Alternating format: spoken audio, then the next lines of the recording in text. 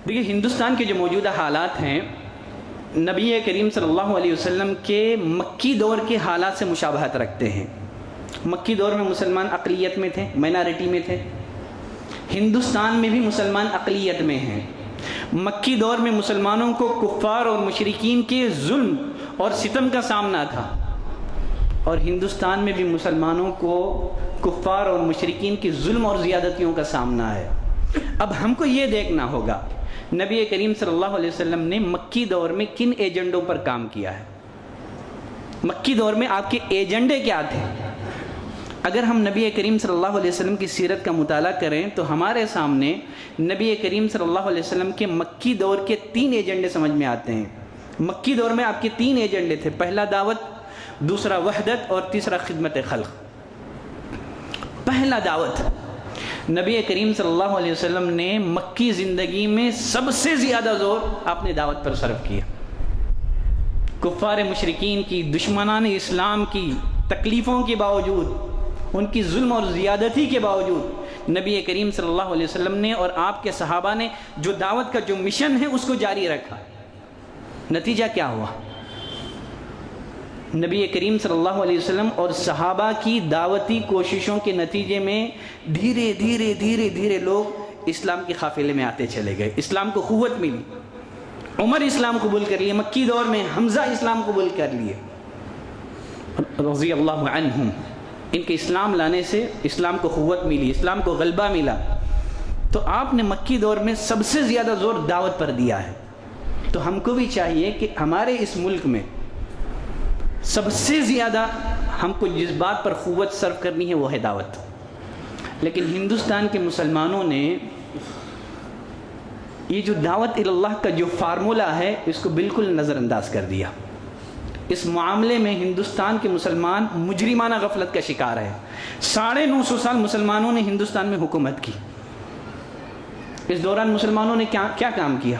عمارت سازی تو کی لیکن شخصیت سازی نہیں کی۔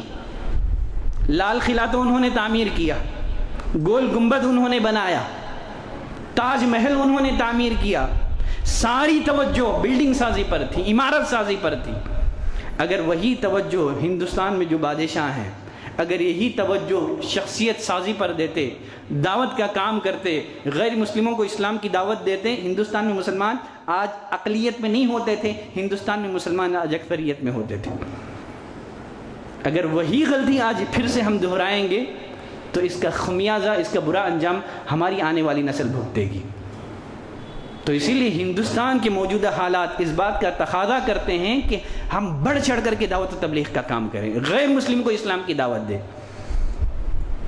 دیکھیے 3 محاذ ایسے ہیں دعوت کے جن پر ہمیں کام کرنے کی ضرورت ہے، 3 میدان ایسے ہیں جن پر ہمیں کام کرنے کی ضرورت ہے۔ نمبر 1، مسلمانوں کی اصلاح میں ہم کو تیزی لانی ہے۔ نمبر 2، غیر مسلموں کو اسلام کی دعوت دینا ہے۔ نمبر 3، ان غلط فہمیوں کا ازالہ کرنا ہے جو دشمنان اسلام کی جانب سے اسلام کے تئیں کی جا رہی ہیں، جو اسلام کے بارے میں جو غلط فہمیاں پھیلائی جا رہی ہیں۔ ہماری ذمہ داری ہے کہ ہم ان غلط فہمیوں کا ازالہ کریں۔ تو مکی دور میں نبی کا پہلا ایجنڈا دعوت تھا، دوسرا ایجنڈا وحدت۔ مکی دور میں مسلمان کمزور تھے، وسائل سے محروم ضرور تھے، لیکن ان کا جو اتحاد تھا، ان کی جو یونٹی تھی وہ مثالی تھی وہ۔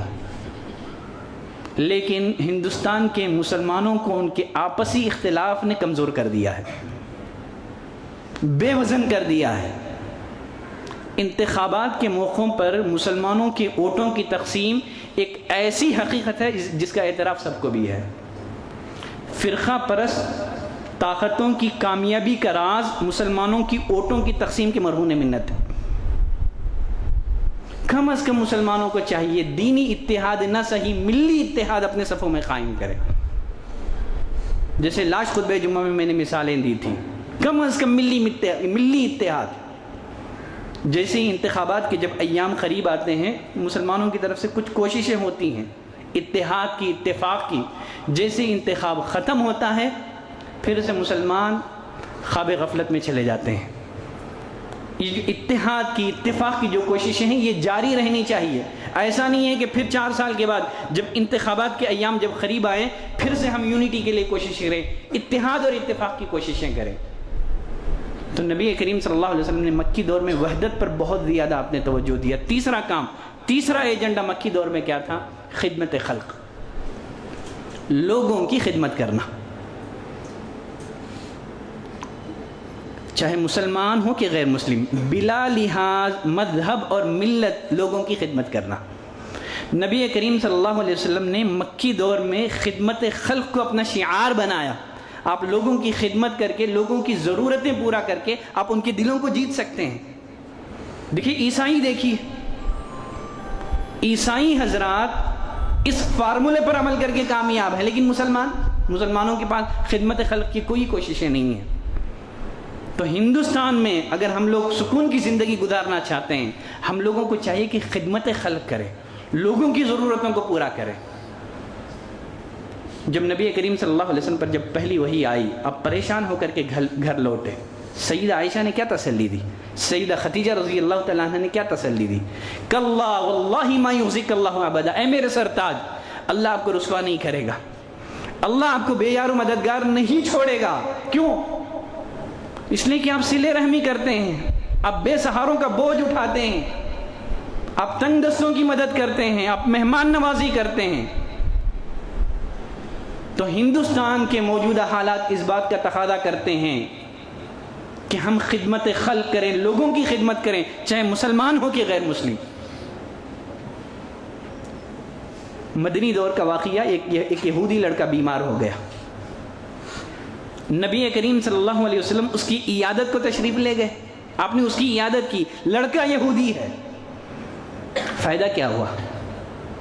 آپ نے اسے اسلام کی دعوت دی، بچہ باپ کو دیکھنے لگا، باپ نے کہا اطاع ابا القاسم، پڑھ لے کلمہ، مسلمان ہو جا۔ اللہ اکبر۔ تو خدمت خلق سے دعوت کے لیے راستے نکلتے ہیں۔ اگر ہم لوگوں کا دل جیتنا چاہتے ہیں، حتیٰ کہ اللہ نے زکوٰۃ میں، زکوٰۃ کن لوگوں کو دی جائے؟ فرمایا کہ وَلِلْمُؤَلَّفَةِ قُلُوبُهُمْ، تالیف قلب کے لیے، غیر مسلموں کو دو۔ اگر تمہیں لگتا ہے اگر ہم ان کو زکوٰۃ دیں گے وہ اسلام کی طرف مائل ہو جائیں گے، یا اسلام کے تئیں ان کی جو دشمنی ہے اس میں کمی آئے گی، ختم ہو جائے گی، زکوٰۃ دو۔ تو موجودہ حالات اس بات کا تقاضا کرتے ہیں کہ ہم خدمت خلق میں بڑھ چڑھ کر کے حصہ لیں۔ اور ہندوستان کے موجودہ حالات، ہماری ذمہ داری یہ ہے کہ آج بھی ہندوستان میں لاکھوں انصاف پسند غیر مسلم ہیں، بڑی تعداد میں غیر مسلم ہیں جو تعصب کو پسند نہیں کرتے ہیں، جو امتیاز کو پسند نہیں کرتے ہیں۔ ہم لوگوں کو چاہیے کہ ایسے غیر مسلموں کو ساتھ لے کر کے ملک کے ہر شہر میں پیام انسانیت کی تحریک چلائیں، ان کو ساتھ لیں، ان کو اپنے اعتماد علم میں لیں۔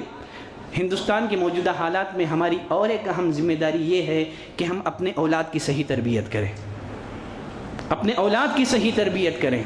آج ہماری نوجوان نسل دین سے اتنی دور ہے، کلمہ تک پڑھنے نہیں آتا ہے ان کو، طہارت کے مسائل وہ لوگ نہیں جانتے ہیں۔ اگر یہی صورتحال رہی تو آنے والی ہماری نسل مرتد ہو جائے گی۔ تو اگر ہم چاہتے ہیں کہ ہمارے بچے دین پر ثابت قدم رکھیں، اس کے لیے ہمارے لیے ضروری ہے کہ بچوں کی دینی تربیت کریں، ان کو دین سکھائیں۔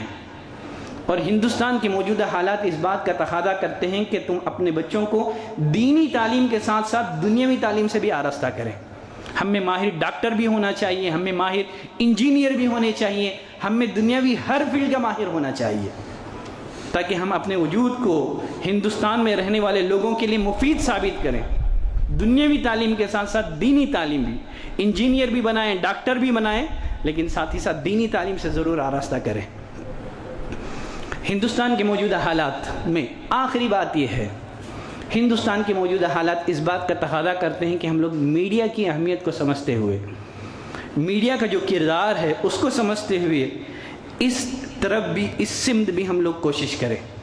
مسلمانوں کا ایک اپنا میڈیا ہونا چاہیے، ان کا ایک اپنا نیوز چینل ہونا چاہیے، اس لیے کہ میڈیا وہ دن کو رات، رات کو دن، سچ کو جھوٹ اور جھوٹ کو سچ ثابت کر رہا ہے آج۔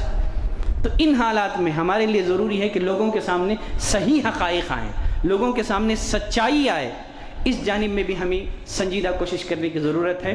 تو یہ ہندوستان کے جو موجودہ حالات ہیں، ان موجودہ حالات میں ہماری ذمہ داریاں کیا تھیں، اس تعلق سے میں نے کچھ ضروری باتیں آپ کی خدمت میں رکھ دی ہیں۔ آخر میں اللہ سے دعا کرتے ہیں کہ پروردگارہ تو ہمیں ان کہی سنی باتوں پر عمل کی توفیق عطا فرما۔ سبحانک اللہم و بحمدک، اشہد ان لا الہ الا انت، استغفرک۔